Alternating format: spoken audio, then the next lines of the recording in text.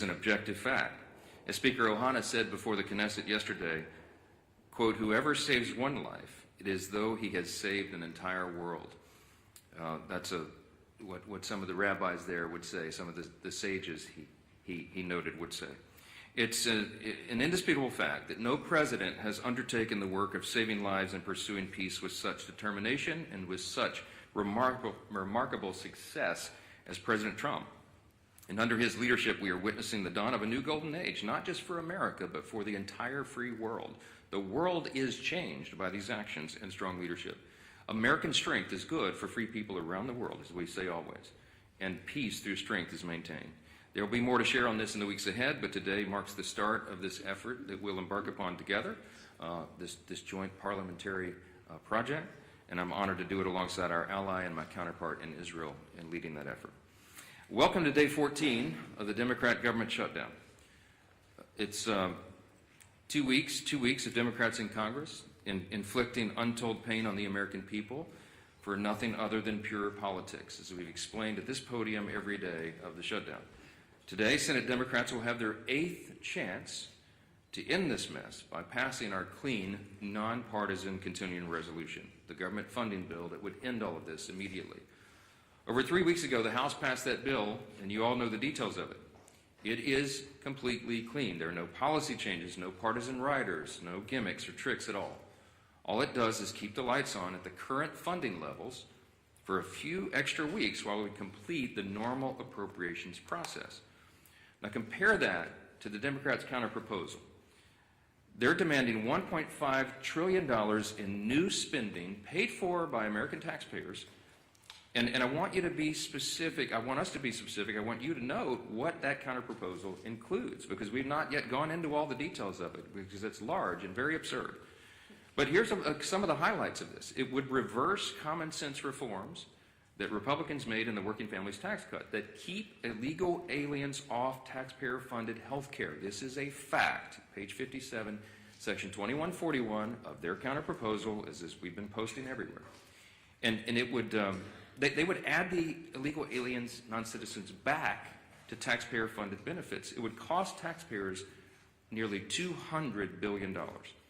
They would also remove a very reasonable and modest work requirement that we put on able-bodied young men with no dependents. As we've said, they should not be riding the wagon and taking Medicaid. That is intended for vulnerable populations, the elderly, disabled, and young pregnant women, for example, and not young able-bodied men without dependents who are playing video games.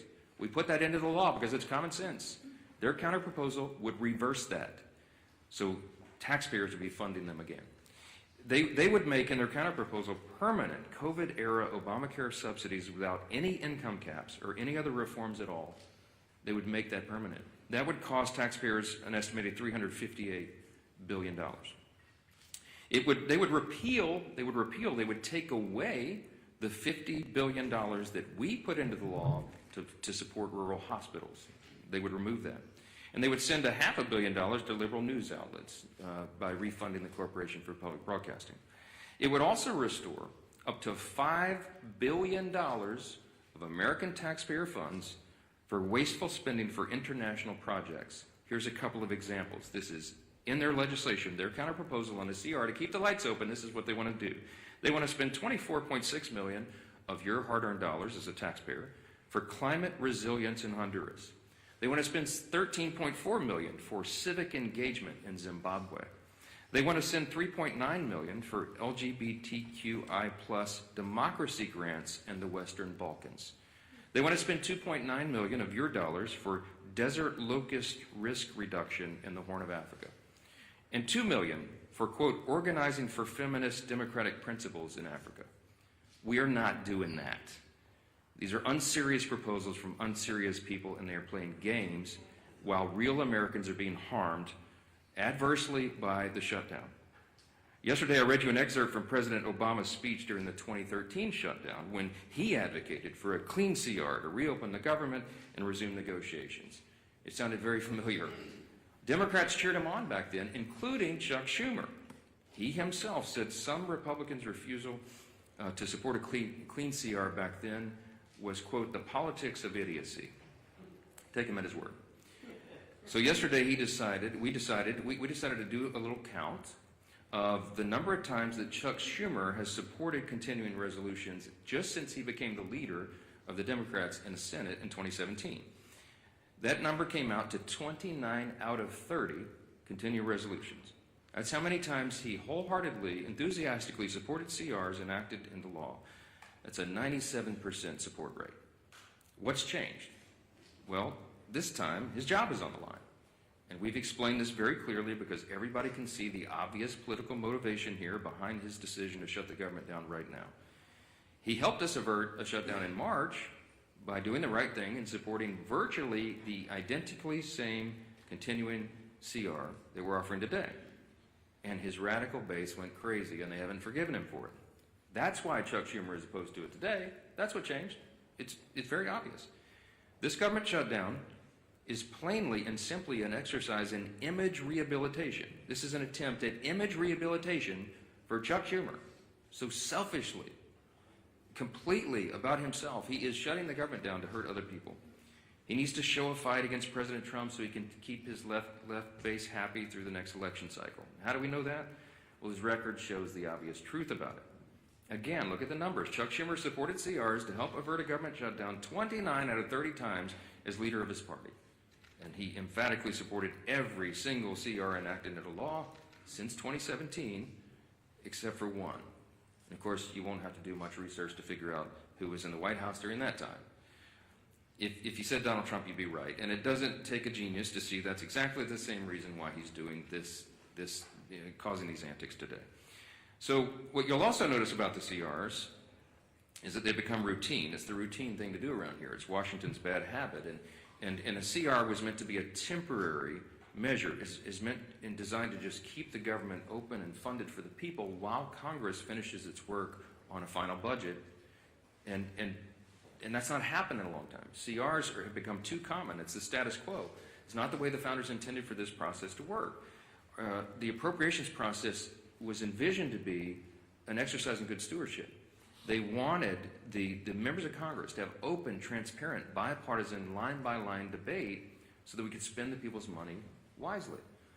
And that's precisely what Republicans are so eager to return to and what we have achieved. We are pushing that boulder uphill, as I've said, and for the first time since 2019, both chambers, House and Senate, have made real progress towards that stewardship goal. But we just need a little more time to finish it. That's the only thing the House passed CR does. It's a clean, short-term, nonpartisan continuance of funding so that that process can work out. Now, you've all heard Chuck Schumer demand that Republicans have to come to the negotiating table. Well before, this is an important answer to some of the questions that I anticipate you'll ask later because it comes up in every press conference. Why won't you negotiate? Here's the point. We were already doing that. Before the Democrats recklessly shut down the government for their own political purposes, Republicans and Democrats were already engaged in responsible, open, bipartisan processes to find answers to these problems. And what Chuck Schumer means when he says that he wants us to negotiate is that he is demanding, and he said it publicly, I can't believe he says the quiet parts out loud sometimes, but he wants a backroom deal. He wants a backroom deal that the American people will never see. He literally has said, we need the top 4 leaders to go into a room and work this out. Why does Chuck Schumer say that? Because that's how he's operated for decades. He's been in Congress since 1980. I was 9 years old in the 3rd grade when Chuck Schumer got here, okay? He is the broken status quo. We are trying to break the status quo so government works better for the people. And Chuck Schumer is resistant to that because he can't even imagine the way the founders intended for this to work. He doesn't want this open, everybody involved, all members, bottom-up process. He wants 4 people to go in a back room and just make this deal and hoist it down upon everybody else. I'm not participating in that. Chuck Schumer doesn't like that. He doesn't like that we're trying to get Washington to work again because he doesn't know how to operate in that kind of system. And we're certainly not going to allow the American people to be taken hostage for his political gain. I'm going to hand it off first here to the indomitable Dr. Virginia Fox. She is the chairwoman of our House Rules Committee. We call her the Iron Lady of the House. I know she has a lot to say about Democrats' obstruction. She's going to lay out some of the indisputable facts of this government shutdown. Dr. Fox? Thank you, Mr. Speaker. Thanks for your continued work in calling attention to the facts. You remain consistent and concise in explaining to the American people that the Democrats have shut down the government. And thank you to the members of our leadership team and members of the entire conference who've been equally as vocal and engaged. I've listened to the arguments the Democrats have been making since they shut down the government, and I cannot help but shake my head in utter disgust every time. They continue to lie like a rug. They're trying desperately to change the conversation and deflect because they know they're in the wrong and they've dug themselves into a deep, deep hole. We've now entered day 14 of their government shutdown, and as the days go on, more Americans are feeling the pain. Make no mistake about it, this is real pain being inflicted upon real people. Today, 400,000 federal workers will receive partial paychecks. The Speaker called attention to this last week. This will be the last paycheck that these federal workers receive until Democrats grow a spine and reopen the federal government.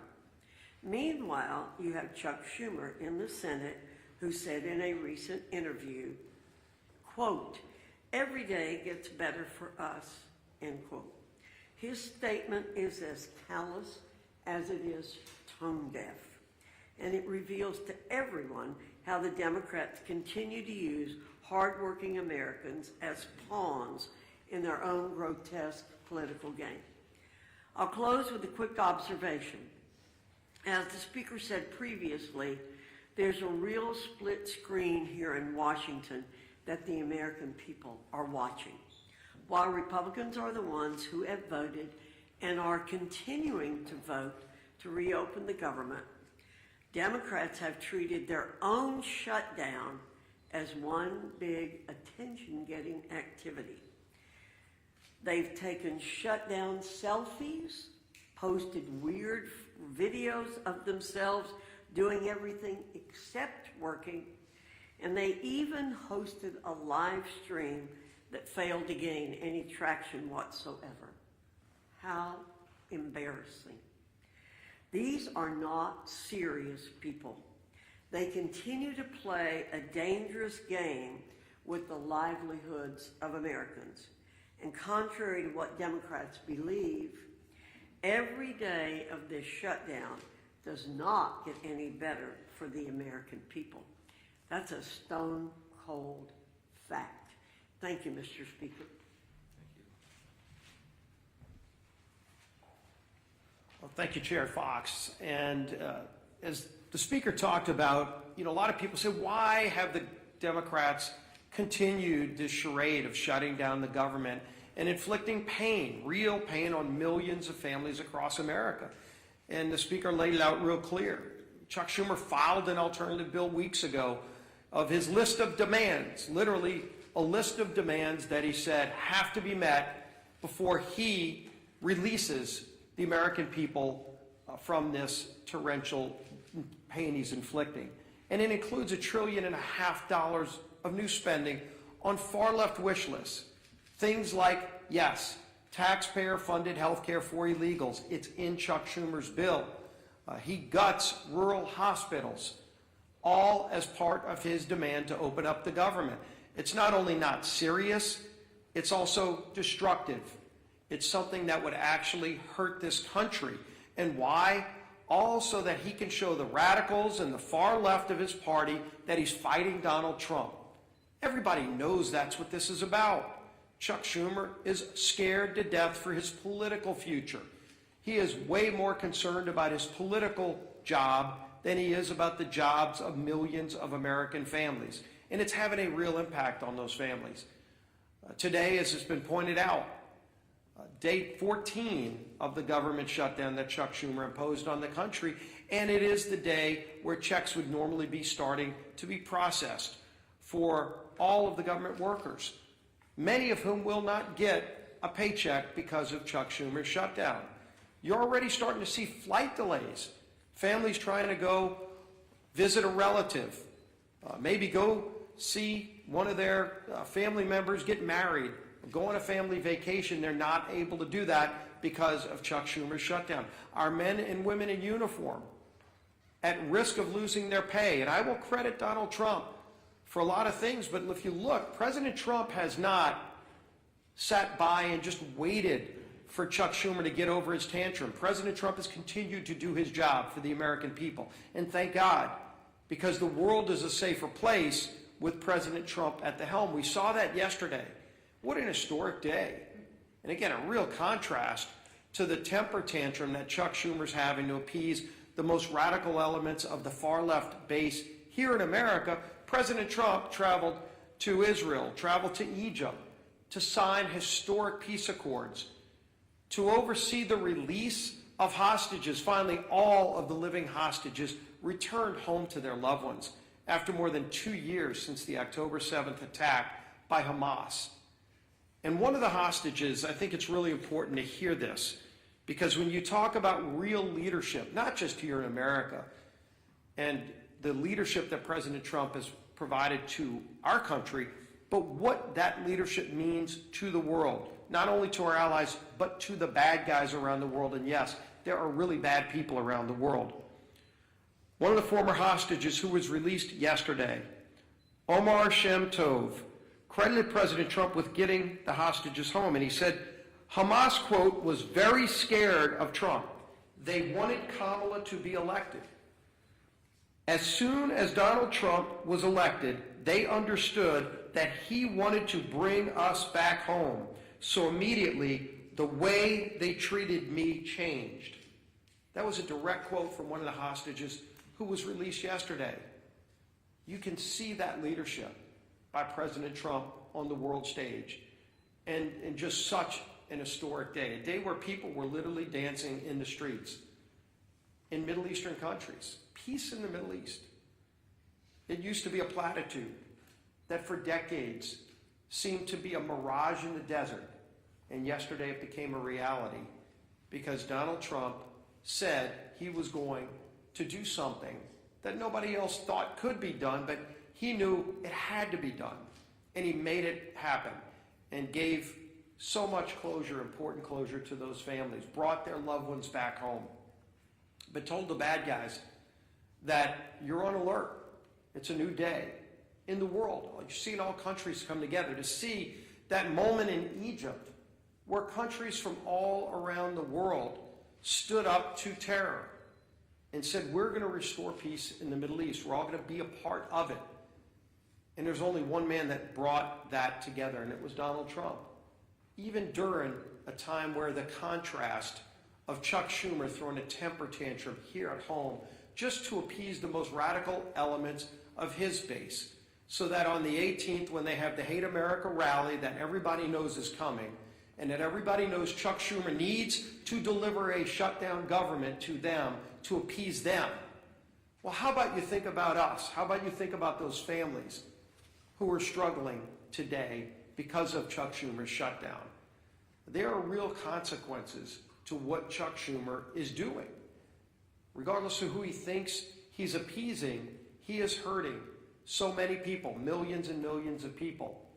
But President Trump is not going to be daunted. President Trump found a way over the weekend to pay our troops. While he was finding peace in the Middle East, President Trump also found a way to say, even while Chuck Schumer doesn't care about our men and women in uniform, Donald Trump does. And he made sure that they will get their pay. But there's still so many others that won't because of Chuck Schumer's shutdown. This madness has to end. It is time for this shutdown to end. Chuck, don't wait for some mad march on the mall. Don't wait for some pats on the back for radical leftists who just want to hate America every single day because Donald Trump is in the White House. They can't celebrate the release of hostages because of the guy who achieved that release. That's a twisted, small segment of our society. The rest of America is celebrating. The rest of America is proud of what we're achieving. And there's so much more that this great country can achieve if Chuck Schumer just got out of the way, just stopped blocking the progress that most Americans cherish, want, deserve. Our country deserves a whole lot better than what we're getting from the failed leadership. And as Speaker Johnson said, maybe it's because Chuck Schumer's been around too long and wants to hold on to the old way of doing things, the failed way of doing things, that he won't let it go. He won't allow a new, more transparent process for running the United States government. That you're seeing this leadership team, this president, delivering every single day. Chuck Schumer wants to hold on to the past, but the future is calling, and we're going to deliver. With that, let's bring up our whip.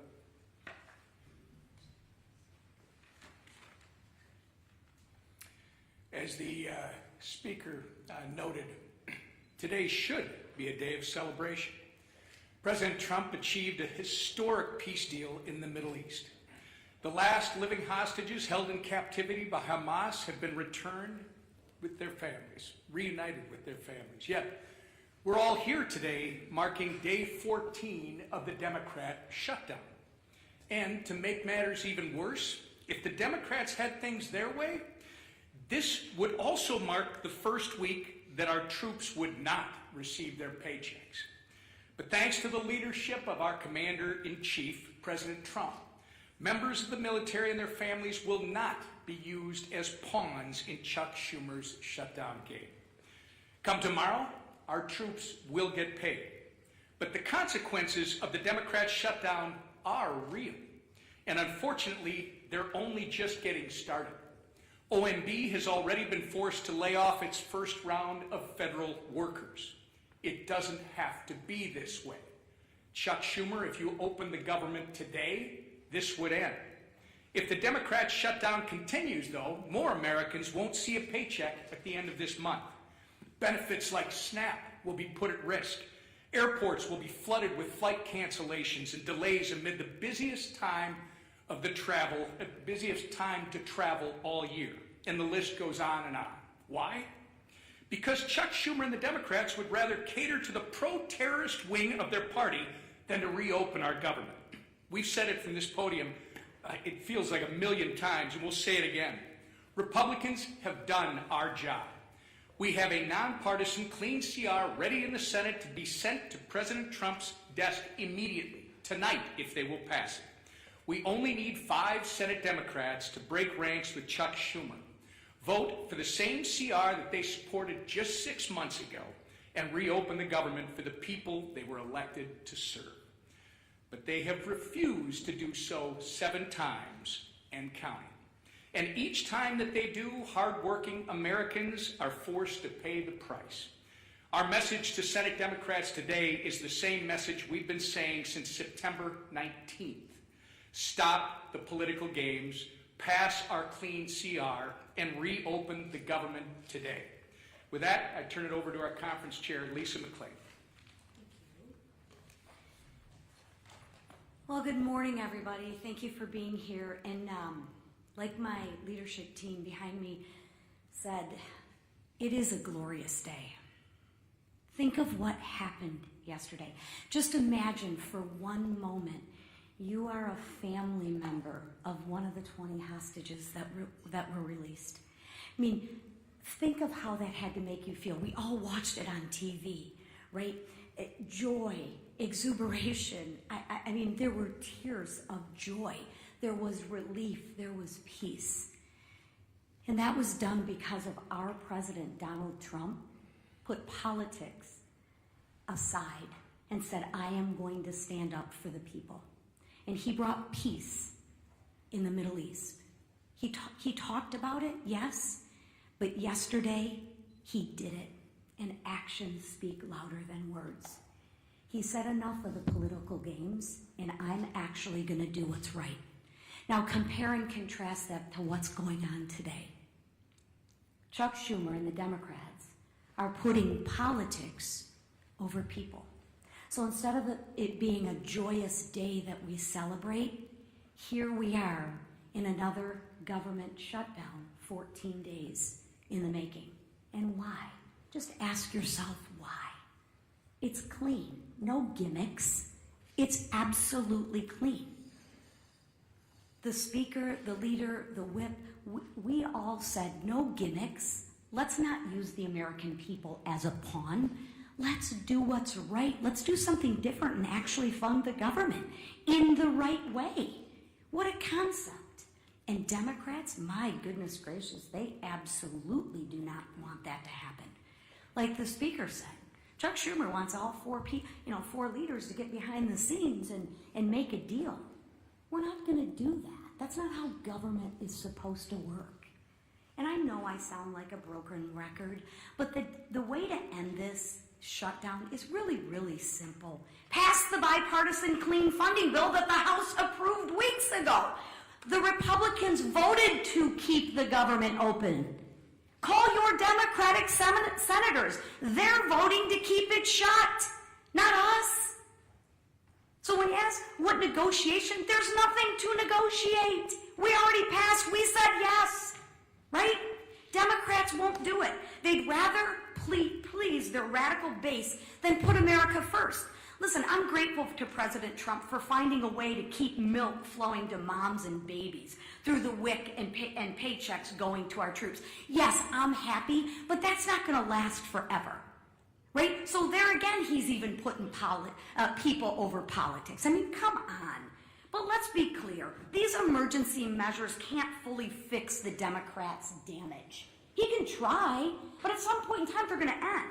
Sadly, as Americans suffer, Democrats, what do? They celebrate.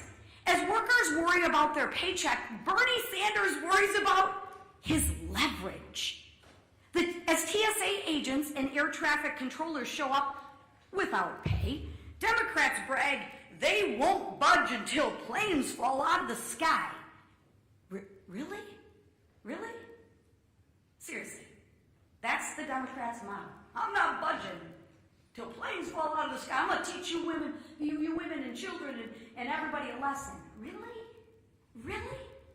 As Chuck Schumer says, it's getting better every day. For who, Chuck? Better for who? For the radicals cheering on the chaos? That's who. The radicals. The leaders openly admit it. Listen, the head of the insane indivisible literally said, and I quote, "Millions will be out cheering you on, or they'll be calling for new leadership." Really? I thought they were supposed to lead for the American people. Democrats, I ask you to stop listening to people who are cheering on this mayhem. Just stop all the political games and pass the House bill. Free the American people from being held hostage by your radical base. Thank you, Madam Chair. Yeah, Manu. You've been doing this every single day, coming up here trying to pressure Senate Democrats. They've been not budging. They blocked this bill time and time again. So at what point, for the good of the country, do you need to change your strategy to try to negotiate a deal with Democrats? It's a great question. Manu asks, why don't I change my strategy? I don't have any strategy, Manu. I'm doing the right thing, the clearly obvious thing, the traditional thing. That's exactly what Chuck Schumer voted for in March of this year and gave impassioned speeches was the right and only thing. I don't have anything to negotiate. I'll say this again to everyone here. We did not load up the temporary funding bill with any Republican priorities or partisan priorities at all. I don't have anything that I can take off of that document to make it more palatable for them. So all I am able to do is come to this microphone every day, look right into the camera, and plead with the American people, as Chairwoman McClain said, to call your Senate Democrats and ask them to do the right thing. We're not playing games. They're playing a game. We're not. The strategy is to do the right and obvious thing and keep the government moving for the people. Why don't we close to their position? Their position is this, Manu. Their position is they want to spend $1.5 trillion in your tax dollars to fund nonsense overseas. They want to give $200 billion to illegal aliens. We are not going to do that. We're not going to do it. The American people don't want us to do it. And they're using this for partisan political purposes to give themselves cover. They don't want the Marxists to kick. Chuck Schumer doesn't want to get a Marxist candidate challenge, AOC or someone else. Mamdani is probably going to be sadly, shockingly, the mayor of New York City. Marxism is on the rise. Hey, this is not your father's Democratic Party, everybody, okay? They're turning into communists, openly. And so Chuck Schumer does not fashion himself as a communist just yet. So he's got to show a fight to these people. That's what this is about. I'm not playing his game, Manu. I cannot go in and say, oh, gee, Chuck, what can I offer you?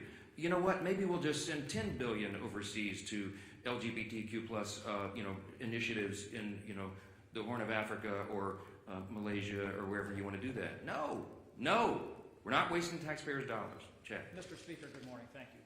You said last week that you would swear in Adelita Grijalva whenever she wants. She's written a letter to your office. You've not sworn her in. I understand about pro forma sessions. Yes. Doesn't your resistance to not swear her in add fuel to the fire that this is about the Epstein files? No. Let's talk about Grijalva and Epstein. Okay. Once more for everybody. Everybody in Congress, I think, is for maximum transparency of the Epstein files. That is underway right now. Let me point out before I go forward further, all of the files were in the possession of the Biden-Harris Department of Justice for 4 years. Every single thing that we're talking about right now was in their sole possession. They could have released it. They could have done anything. Ro Khanna, all the Democrats who are jumping up and down making noise about this, didn't say a peep about it for 4 years. I don't know why, but this is another partisan manufactured thing. Is it a serious problem? Yes. I've sat with the victims. Some of the ladies who bravely have come forward and talked about the horrors that they sustained because of traffickers on Epstein Island and all the things he was involved in. Everybody involved in that should have the full weight of justice descend upon their head. And we're all for that. We want every single person who had anything to do with that to be exposed. But there's as many as 1,000 victims estimated. That's what the victims say. There may be 1,000 women who were made to suffer these unspeakable harms because of this. Many of them were underage at the time. They have not all chosen to come forward like some of these other brave women have for obvious reasons. And we have to make sure that when the files are released, their names are redacted so they don't suffer further harm. We have a duty and a responsibility. You can't just wave a wand and just, open the floodgates. You have to make sure that the victims don't suffer additional harms. That's all we've said. Let's make sure it's done the right way. That's underway, by the way. The House Oversight Committee asked the Democrats and Republicans on that committee who are working on that vigorously. As I said, some of the biggest, bulldogs in Congress are on that committee, and they're all joined together in a bipartisan fashion, digging through and releasing documents. 34,000 documents so far, and more on the way. In fact, as I noted a couple of days ago, the attorneys for the House Oversight Committee during the shutdown are still doing work. They were in New York City combing through the Epstein estate files. By the way, that was never even mentioned or anticipated in the discharge petition, for those of you who are following all the details of this. So more is coming out. We're for all of it coming out as soon as possible. The only thing we want to make sure of is that the innocent victims are protected, and I think we have a responsibility to do that. With regard to Grijalva, our dear friend from Louisiana, Julia Aleppo, won a special election back in 2021. It was in March, as I remember. Speaker Pelosi took 25 days to administer the oath of office to her. Now, no Democrats, jumped up and down and screamed about that, nor do I recall any Republicans, because everybody understood this is the process of the House. You do it as soon as you're able to do it. Ms. Grijalva won her election, and credit to her. She's going to fill her father's seat. I congratulate her. We're happy for her to serve. I'm going to be happy to administer the oath to her as I am to every member who wins who is duly elected to this body. It's a great honor. But she won her election after the House was out of session. So we've not had a full session. She deserves to have all the pomp and circumstance that everybody else does. She deserves to have a full House of members and go down and do the speech and have her family and friends in the balcony. That hasn't been scheduled because we haven't had that session yet. As soon as Chuck Schumer opens the government, as soon as Mark Kelly and Senator Gallegos, the two senators from Arizona, Ms. Grijalva's state, will go and join with 3 others and open the government, we're happy. We'll have that as soon as we get back to business. But we have to get back to business. They have to open the government. I don't know how else I can answer that question. Yes, sir. I have heard some of the planned protests activity this weekend, and in light of some of the images we've seen out of Chicago of federal agents shooting faith leaders with pepper balls and arresting journalists, where's the limit for you on what's acceptable conduct for federal law enforcement, and when is it incumbent on Congress to step up and demand oversight? To demand oversight on federal law enforcement? Well, I've not seen them cross the line yet, and that we have committees of jurisdiction who have that responsibility, but it's not risen to that level. What I've seen is the abuse of law enforcement by radical leftist activists. Most recently, the most threatening thing I've seen yet was the naked bicyclers in Portland who were protesting ICE down there. I mean, it's getting really ugly. They have attacked, physically assaulted officers. People have been arrested, okay? This is serious business. And ICE and the valiant, brave, patriotic Americans who step up to serve in these dangerous law enforcement positions deserve our respect and our support. And any elected member of this body should be vocally supporting law enforcement. You're supposed to be on the side of the good, not the crazy radicals. Look, I was a First Amendment lawyer. I understand. I was a religious liberty defense lawyer. I understand free speech. We vigorously protect the right to free speech, but you cannot assault law enforcement officers. And there is a line that has to be maintained. It's not risen to the level of Congress yet, but we're watching that closely. And the Republican Party stands for law enforcement. That's what we're going to be. Yes, sir. Yes, sir. What would you say to those who question the legality of the administration repurposing some of those funds to pay military members? Look, my understanding of this is they have every right to move the funds around duly appropriated dollars from Congress to the Department of Defense. There were some R&D accounts that had not been spent, and that's my understanding is that's the money that's being used to pay the troops right now. If the Democrats want to go to court and challenge troops being paid, bring it, okay? I'm grateful for a commander-in-chief who understands the priorities of the country, the necessity of national defense, and the urgency that we all feel and have voted for 8 times. Republicans have voted in Congress 8 times now between House and Senate to fund the troops and pay federal workers in all these essential jobs and agencies because we understand the necessity of that. Meanwhile, the Democrats voted 8 times to block their paychecks. I'm grateful we have a president who is willing to step up and do the right thing. Thank you all so much.